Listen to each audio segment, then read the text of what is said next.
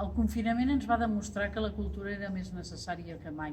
La gent tenia ganes de llegir, ganes d'escoltar música, ganes de veure pel·lícules, ganes d'anar al teatre encara que no podia, i per tant, ara que el virus ens va estabornir, però que ens comencem a recuperar, cal que també fem accions per recuperar la cultura.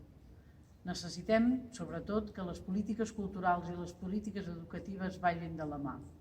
Necessitem que les llibreries dels nostres barris, de les nostres ciutats, dels nostres pobles siguin llibreries actives i ben vives, que permetin que tothom hi tingui accés i que puguem gaudir dels seus fons.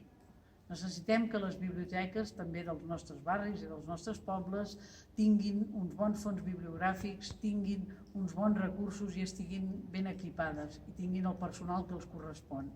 Així garantim que tothom podrà tenir accés al coneixement.